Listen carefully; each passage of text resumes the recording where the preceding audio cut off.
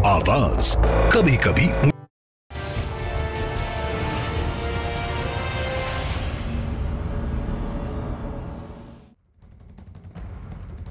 पश्चिम बंगाल दौरे के दूसरे दिन केंद्रीय गृह मंत्री अमित शाह ने दक्षिणेश्वर काली मंदिर में दर्शन किए। मंदिर में पूजा अर्चना के बाद अमित शाह ने कहा कि उन्होंने मां काली से बंगाल और पूरे देश के लिए मंगल कामना की। अमित शाह ने बंगाल में तुष्टीकरण की राजनीति का आरोप लगाते हुए कहा कि बंगाल का गौरव वापस दिलाना है।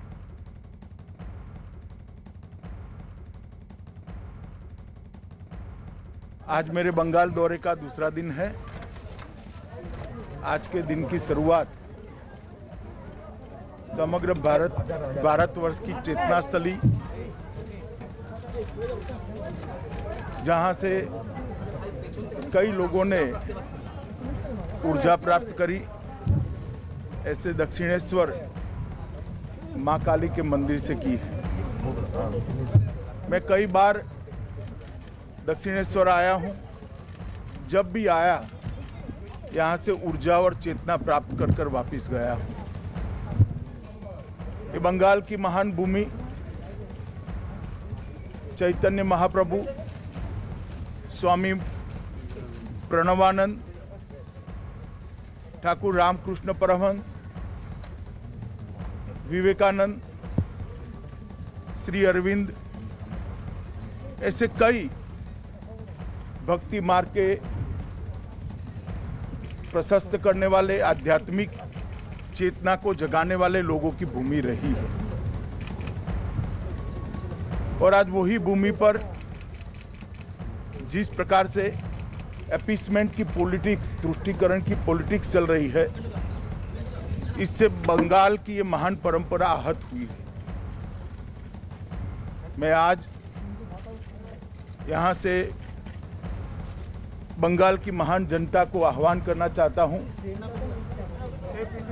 कि आध्यात्मिक और धार्मिक चेतना का केंद्र बंगाल जो पूरे देश का बना, पूरे देश का रहा, वो गौरव फिर से एक बार बंगाल प्राप्त करे।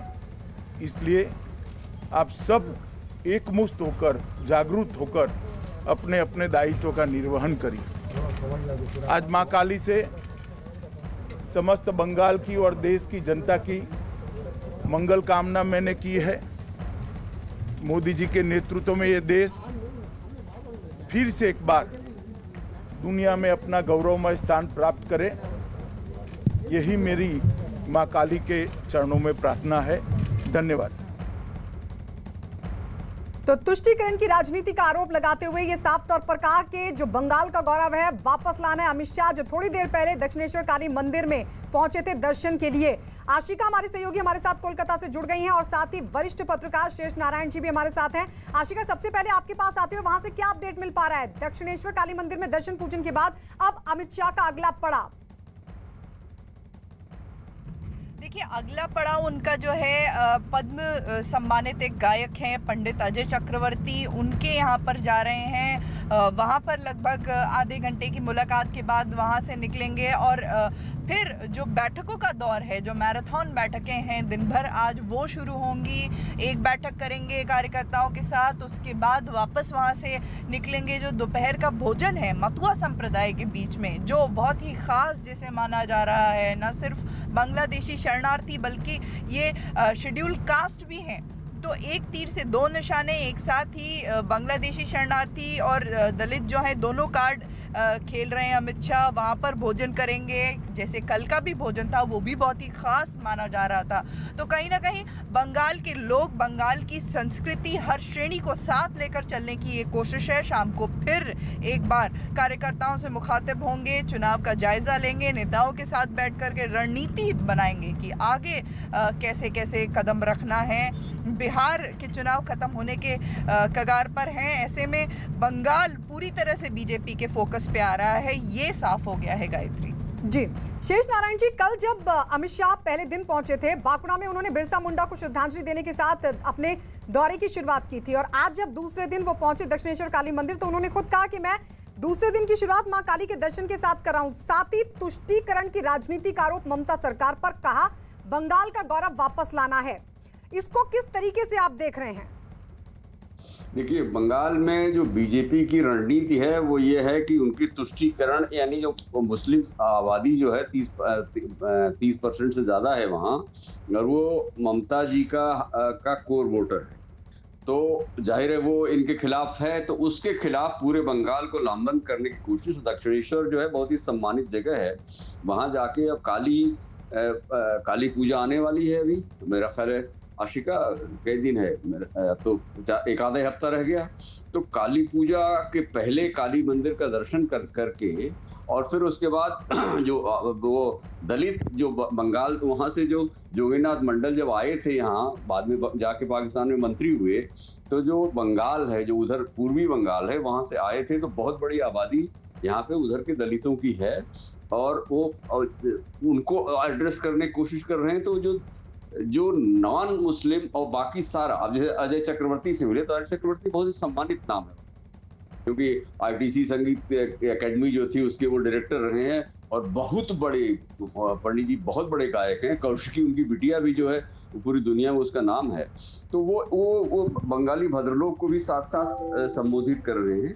तो वो जो तुष्टीकरण की राजनीति के खिलाफ जो बीजेपी की स्लॉटिंग है वो इसी के लिए है। और जो अमित शाह को जो जानता है, वो जो काम करते हैं, वो उत्तर प्रदेश में हमने देखा था, उन्होंने जब स्लॉट किया कि उस राज के खिलाफ, मतलब सपा तुष्टीकरण की राजनीति के खिलाफ जब उन्होंने लाइनअप किया था 2014 में, जनरल सेक्रेटरी थे, यूपी के इंचार्ज थे, तो वो वही ग्रामर हमें यहाँ भी दिख रहा है, और उसी हिसाब से वो लोगों को प्रो मुस्लिम ममता के खिलाफ लामबंद करने की कोशिश करते हैं। आशिका, क्या प्रो मुस्लिम जो लोग हैं, जो आबादी है, उनको लामबंद करने की कोशिश है क्या ये अमित शाह की?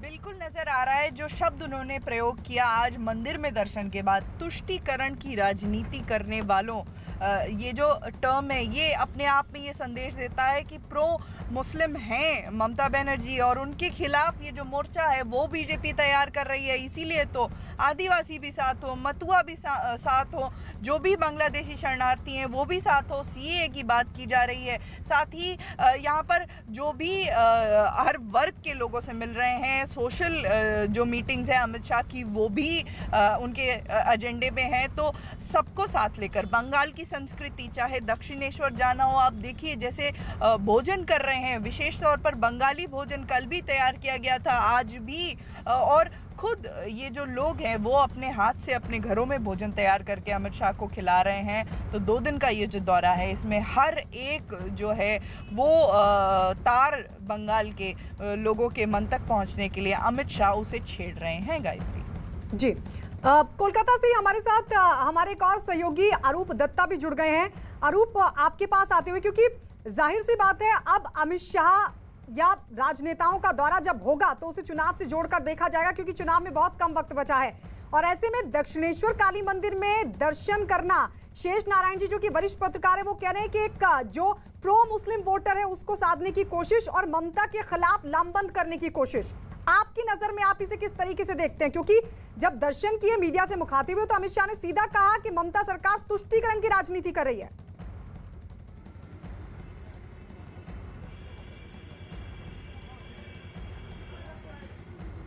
देखिए, ये पुराना बीजेपी का पुराना स्टाइल है, ये पुराना रिफ्रेन है, जो ममता सरकार वो तुष्टीकरण का राजनीति कर रहा है, अपीसमेंट पॉलिटिक्स उसका हथियार है। तो ये नया कुछ कमेंट्स नहीं है, इतना तक बोल सकते। लेकिन वो आज अमित शाह ऐसा highest leader of one of the highest leader of the BJP, and is a ex all India president of BJP. He is particularly in Dakshineshwar temple. This type of comment is definitely it is not only a verbative sentence, it is not a verbative word, but also I can tell you that it is something in real sense. It is that the BJP wants to instigate this type of deviation, this type of particularly ठीक है अरूप, आएंगे आपके पास आएंगे। News 18 से exclusive बातचीत में गृह मंत्री अमित शाह ने क्या कहा, आइए वो भी एक बार आपको बता देते हैं। अमित शाह ने दावा किया है कि बंगाल में ममता सरकार का जाना तय है। सुनिए क्या कहा अमित शाह ने। मिशन बंगाल का माना जाए तो इस तबके के साथ मानने का क्या मकसद रहा? देखिए, बंगाल के पूरे परिप्रेक्ष्य में सबसे पिछड़ा हुआ, सबसे वंचित तबका है और जहां अभी विकास पहुंचना बाकी है ऐसे लोग। बंगाल में मैं 5 साल से नियमित रूप से आता हूं।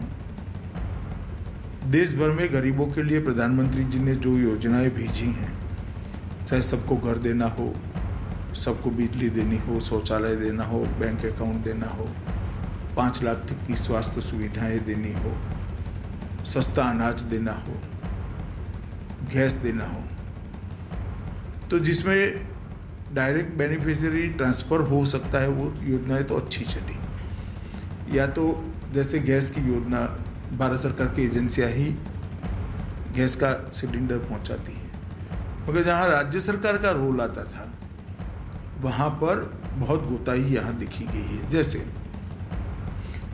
देश भर के किसानों को अब तक 2 साल में 95,000 करोड़ रुपया उनके बैंक अकाउंट में पहुंच चुका है, हर साल 6,000 के हिसाब से। अब बंगाल के किसानों को पैसा नहीं मिल रहा। मेरी समझ में नहीं आया बंगाल के किसानों का दोष क्या है। जैसे देश भर के गरीब को उनके परिवार में कोई भी बीमारी आती है, बड़ी बीमारी आती है, तो 5 लाख तक का पूरा खर्चा भारत सरकार उठाती है। बंगाल के गरीब को ये फायदा नहीं मिला क्योंकि यहाँ की मुख्यमंत्री के मन में डर है कि इससे मोदी जी पॉपुलर हो जाएंगे। तो यह क्षेत्र वो क्षेत्र है जहाँ पर अभी विकास पहुँचना जरूरी है। वैसे तो आज मैं भारतीय जनता पार्टी के संगठनात्मक रिव्यू के लिए और संगठनात्मक विस्तार के लिए यहाँ पर आया था, परंतु रोड पर आते जाते जिस प्रकार की भीड़ और जिस प्रकार का लोगों का प्यार दिखा है, 2 चीज़ें स्पष्ट हो जाती हैं कि लोगों के मन में ममता जी के प्रति बड़ा गुस्सा है और लोग यही आस लगाकर बैठे हैं कब चुनाव आए, कब परिवर्तन करे और कब मोदी जी के साथ हमारा तार सीधा जुड़ जाए। उधर अमित शाह के बयान पर पश्चिम बंगाल की मुख्यमंत्री ममता बनर्जी ने पलटवार करते हुए कहा कि अमित शाह ममता सरकार को उखाड़ फेंकने की बात करें, लेकिन आलू और प्याज के बढ़े दामों को कौन देखेगा। ममता ने दावा किया कि वो इस मामले में पीएम को चिट्ठी लिखकर आलू प्याज का कंट्रोल राज्य को देने या फिर उनके दाम कम करने की मांग करेंगी। ममता ने बीजेपी पर हमला करते हुए कहा कि कई लोग महामारी कानून को नहीं मान रहे और बिना इजाजत के रैली कर रहे हैं।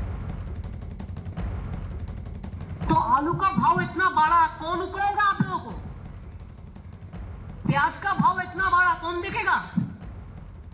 एसेंशियल कमोडिटीज एक्ट लेके बैठे हो तो आपको दिखना है कि पब्लिक आलू को इतना भाव होने से पब्लिक क्या खाएगा? चावल का साथ आलू भी थोड़ा खाएगा तो कैसे खाएगा? चावल आलू नहीं मिलेगा, प्याज नहीं मिलेगा, मार्केट में चावल नहीं मिलेगा, तो कौन किसको फेंकेगा? हमारे रिक्वेस्ट হচ্ছে আমরা আজকে এই রিভিউ মিটিং থেকে আমি একটা চিঠি দেবো ভেবেছি। আমি চিফ সেক্রেটারিকে অনুরোধ করব এগ্রিকালচার মার্কেটিং এর সাথে কথা বলে আমার নামে একটা প্রাইম মিনিস্টারের কাছে চিঠি যাবে। शेष नारायण जी, अमित शाह की तरफ से तुष्टीकरण की बात कहना, कल उन्होंने कहा कि रोजगार युवाओं को नहीं मिल पा रहा है, उन्होंने कहा कि पिछड़े दलितों को, गरीबों को, आदिवासियों को योजनाओं का लाभ नहीं मिल पा रहा है, कानून व्यवस्था बदहाल है, बीजेपी की राष्ट्रपति शासन की मांग जायज है। लेकिन उन तमाम सवालों के जवाब में ममता बनर्जी का आलू प्याज के दाम बढ़ाने पर जवाब, इसको आप किस तरीके से देखते हैं? नहीं, ममता बनर्जी वहाँ मुख्यमंत्री हैं और बंगाल की में अमित शाह ने खुद बताया कि पिछले 5 साल से कोशिश कर रहे हैं कि वहाँ पे बीजेपी की सत्ता कायम हो। तो अमित शाह ओरिजिनल चैलेंजर, ये जो तमाम लोगों को मुकुट राय वाय जो दुनिया भर के करप्शन में इन्वॉल्व थे उन सबको साथ लिया, क्योंकि वहाँ पे उनकी बेस थी, उन सबको साथ लेके और एक पार्टी उन्होंने एक संगठन जो खड़ा किया है। अमित शाह मैंने जेपी नड्डा अब अध्यक्ष हुए, उसके पहले तो वही थे और बंगाल में जो भी बीजेपी है वो अमित शाह ने बनाई हुई है और वो हर जिले में जैसा उनका स्टाइल है सबको जानते हैं।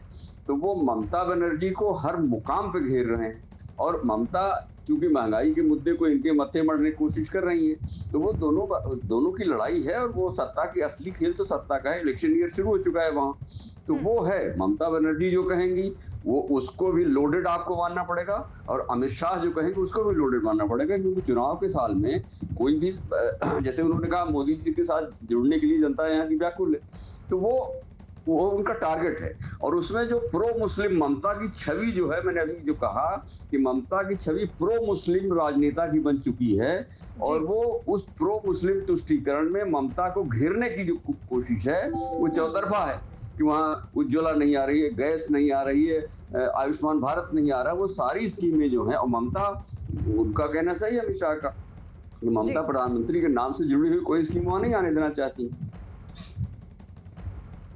जी, आप रहिए शेष नारायण जी हमारे साथ। ये तस्वीरें लगातार हम दिखा रहे हैं अपने दर्शकों को, अमित शाह जो कि पहुंचे हैं।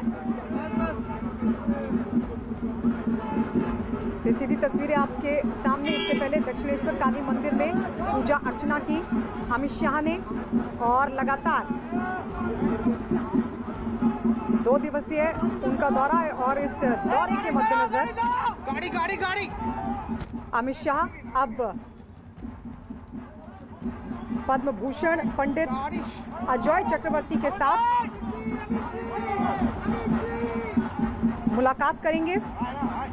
इसके अलावा आपको ये भी बता दें कि मथुआ समुदाय के लोगों से भी मिलेंगे, जो कि बांग्लादेश से आए हिंदू शरणार्थी हैं, उनसे भी मुलाकात करेंगे। अमित शाह पहुंच चुके हैं।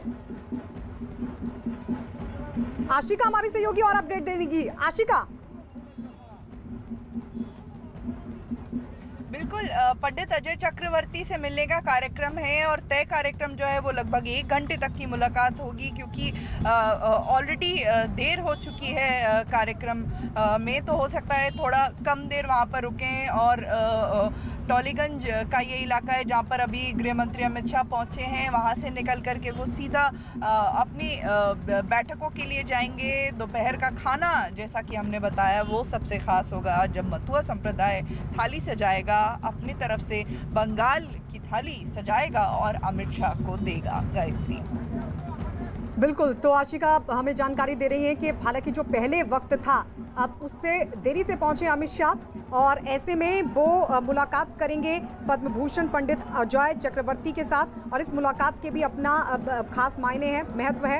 ये पहुंचे हैं, और देखिए तमाम जो कार्यकर्ता हैं वो इस वक्त यहाँ पर मौजूद हैं। इससे पहले दक्षिणेश्वर काली मंदिर पहुंचे थे, दर्शन किए काली माँ के। वहाँ पर ममता सरकार पर सीधा हमला करते हुए तुष्टीकरण की राजनीति का आरोप अमित शाह ने लगाया, और साथ ही कहा कि जो बंगाल का गौरव रहा है, अब वो वक्त आ चुका है कि बंगाल के गौरव को वापस लाना होगा, और ये तभी संभव है जब बीजेपी यहां सरकार बनाए। इससे पहले कल उन्होंने दावा किया था कि 2/3 बहुमत के साथ बीजेपी पश्चिम बंगाल में सरकार बनाएगी। अगले साल चुनाव होने हैं, कुछ महीनों का वक्त बचा है, और ऐसे में अमित शाह दौरे पर पहुंचे हैं। ये उनका 2 दिवसीय दौरा, जो चुनाव के लिहाज से बेहद महत्वपूर्ण।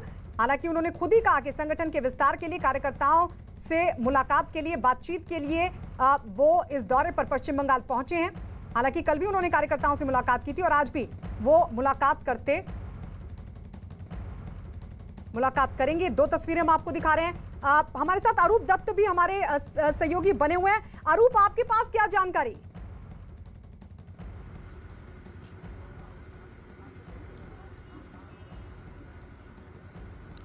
अजय, ईएडसीसी में जो बैठक है, वो बैठक में एक्चुअली कम से कम 8 जिला का बैठक है। पूरी तरफ से ये ऑर्गेनाइजेशनल मीटिंग है, जो 2021 पर जो असेंबली इलेक्शन, जो आने वाला जो इलेक्शन है, वो आने वाला इलेक्शन के तरफ से जो बूथ स्टोर से कितना, बूथ लेवल से कितना उसका, यानी आप वहाँ नहीं है जहाँ पर पद्म भूषण पंडित अजय चक्रवर्ती के साथ मुलाकात करेंगे अमित शाह। हालांकि वहां पर पहुंच चुके हैं, उसकी तस्वीरें भी हमने आपको दिखाई, आशिका भी बता रही थी। शेष नारायण जी, आपके पास आते हुए इस मुलाकात को आप किस तरीके से देख रहे हैं? क्योंकि जहां जहां अमित शाह पहुंच रहे हैं, जिन जिन लोगों से मुलाकात कर रहे हैं, उसके पीछे खास मकसद है, खास वजह भी है। नहीं, वो बंगाली भद्रलोक को एड्रेस कर रहे हैं। जो लोग कम्युनिस्ट पार्टी के साथ नहीं है, या कांग्रेस पार्टी के साथ हैं, या ममता के साथ हैं, तो जो बंगाली भद्रलोक, क्योंकि अगर दलितों को, पिछड़ों को और हिंदू रिवाइवलिस्ट को ही एड्रेस करते रहेंगे, जो भद्रलोक है वो उसके सिंबल हैं वो। पंडित अजय चक्रवर्ती, तो वो बंगाली भद्रलोक जो है, बिना उसके आप बंगाल में शासन नहीं करते। ये ईस्ट इंडिया कंपनी के टाइम से भी ये तय है। तो भद्रलोक को सीधा सीधा एड्रेस करने की कोशिश है, और उसमें और भी बहुत सारे विद्वानों को, पढ़े लिखे लोगों को, स्कॉलर्स को, यूनिवर्सिटी में कुछ लोगों को, सबको जोड़ेंगे। चलिए, शुक्रिया शेष नारायण जी हमारे साथ जुड़ने के लिए। आशिका और अरूप, आप लगातार अपडेट पर नजर बनाए रखिएगा, लौटेंगे आपके पास। इस सबके बीच एक बड़ी खबर आपको बता दें, कोरोना की मार झेल रहे दिल्ली एनसीआर के लोगों की प्रदूषण की दोहरी मार पड़ रही है। दिल्ली एनसीआर में प्रदूषण का जो स्तर है, खतरनाक स्तर तक जा पहुंचा है। दिल्ली एनसीआर के ज्यादातर इलाकों में सुबह से स्मॉग यानी कि धुएं वाला कोहरा छाया हुआ है। ज्यादातर जगहों पर विजिबिलिटी बेहद कम है। हवा में PM 2.5 यानी कि पार्टिकुलेट मैटर का जो स्तर है वो बढ़ने की वजह से लोगों को सांस लेने में खासी दिक्कत हो रही है। प्रदूषण बढ़ने की वजह से लोग आंखों में जलन की शिकायत भी कर रहे हैं। दिल्ली के ज्यादातर इलाकों में हवा की क्वालिटी बताने वाले AQI का स्तर बेहद खतरनाक स्तर तक जा पहुंचा है। दिल्ली की हवा में बढ़ रहे इस जहर की एक बड़ी वजह हवा की रफ्तार का कम होना भी बताया जा रहा है। दिल्ली की आबोहवा बद से बदतर होती जा रही है। गिरते वायु प्रदूषण स्तर से फिलहाल कोई राहत मिलती हुई नजर नहीं आ रही है। इस वक्त हम मौजूद है राजपथ पर सबसे पहले बात दिल्ली की ओवरऑल एयर क्वालिटी की। ये फिलहाल सफ़र ऐप का डेटा आप देख रहे हैं, जिसमें इस वक्त जो दिल्ली की एयर क्वालिटी इंडेक्स है वो 486 यानी कि सीवियर पर बनी हुई है, और दिन बढ़ने के साथ साथ इसी तरीके से जो एयर क्वालिटी इंडेक्स है इसमें बढ़ोतरी होती जाती है। ये सीवियर से क्रिटिकल तक पहुंच रहा है। राजपथ की तस्वीरें दिखाते हैं। ये एक लंबा स्ट्रेच है राजपथ का, जो तकरीबन 3 किलोमीटर का है, जहां एक और Rashtrapati Bhavan, north block, south block नज़र आते हैं, तो दूसरी ओर इंडिया गेट नज़र आता है। लेकिन फिलहाल तस्वीरों में आप देखेंगे कि कुछ भी नज़र नहीं आ रहा है। थोड़ी दूर तक सड़क ज़रूर दिख रही है, लेकिन इसके आगे सिर्फ जो स्मॉग है वो नज़र आ रहा है, सफ़ेद धुंध नज़र आ रही है। इसके अलावा फिलहाल कुछ नज़र नहीं आ रहा है। और साथ ही आसपास भी आप देखेंगे तो आसमान बहुत ज़्यादा साफ नज़र नहीं आ रहा है। जो धुंध की सफ़ेदी है वो नज़र आ रही है। सूरज भी स्मॉग की गिरफ्त में नज़र आ रहा है। और दूसरी तरफ जहां से इंडिया गेट से हम तकरीबन 100-200 मीटर दूर होंगे, और यहाँ से भी इंडिया गेट की तस्वीरें धुंधली नज़र आ रही है। राजधानी दिल्ली में प्रदूषण की स्थिति अभी भी बेहद ख़राब बनी हुई है। इस वक्त अगर PM 2.5 एयर क्वालिटी इंडेक्स के मुताबिक PM 2.5 के स्तर की बात करें तो ये 486 बना हुआ है। 486 का ये मतलब होता है कि इस वक्त बेहद ख़तरनाक स्थिति में ये पहुंच चुका है, और अब ये हम लोगों के लिए काफ़ी ज़्यादा जानलेवा तक साबित हो सकता है। इस वक्त मयूर विहार इलाके में मौजूद हैं। तस्वीरें आपको दिखाएं तो सुबह की ये तस्वीरें हैं, जब आपको दिल्ली में और NCR की अगर बात की जाए तो सब जगह स्मॉग ही स्मॉग नज़र आएगा। स्मॉग काफ़ी ज़्यादा घना तो नहीं है, लेकिन जानकारों का ये कहना है कि जिस तरीके से स्तर जो है वो लगातार बढ़ता जा रहा है प्रदूषण का, तो आने वाले दिनों में काफ़ी ज़्यादा घना स्मॉग नज़र आएगा, जिसकी वजह से विजिबिलिटी पर काफ़ी ज़्यादा असर पड़ सकता है। कल दिल्ली सरकार ने एक आदेश भी जारी कर दिया कि इस बार दिवाली पर पटाखे पर पूरी तरीके से पाबंदी रहेगी। ना कोई ख़रीद सकता है, ना कोई बेच सकता है, और ना ही कोई जला सकता है। तो 7 से 30 नवंबर तक दिल्ली में पटाखों पर पूरी तरीके से पाबंदी रहेगी। इसमें सारे पटाखे आते हैं, ग्रीन क्रैकर्स भी शामिल हैं, और सरकार का साफ तौर पर यह कहना है कि लगातार कोशिश की जा रही है कि दिल्ली में प्रदूषण के स्तर को कम किया जा सके। दिल्ली में बढ़ते प्रदूषण के स्तर की रोकथाम के लिए दिल्ली सरकार ने पटाखों की खरीद और बिक्री दोनों पर लगा दी है रोक। दिल्ली सरकार के मुताबिक राजधानी में पटाखों की खरीद और बिक्री पर रोक के साथ साथ 7 से 30 नवंबर तक पटाखे जलाने पर भी पूरी तरीके से रोक रहेगी। दिल्ली में इस बार दिवाली पर पटाखे बेचना और खरीदना दोनों ही गैर कानूनी होगा, यानी कि दिल्ली में इस बार दिवाली पर कोई आतिशबाजी नहीं होगी।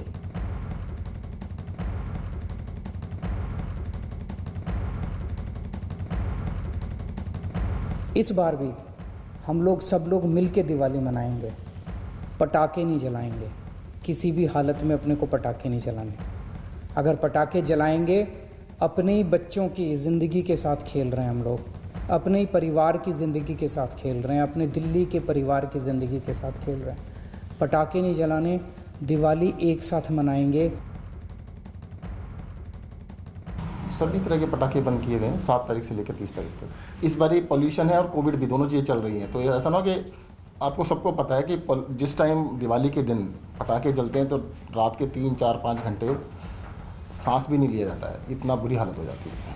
सर, बीजेपी तो ये कह रही है कि धार्मिक भावनाओं को आहत करने का काम कर रहे हैं सरकार, क्योंकि इस तरीके से दिवाली में अगर पटाखे बैन कर दिए जाएंगे तो मुश्किल हो जाएगा। उनको तो देखो कुछ ना कुछ विरोध करना है।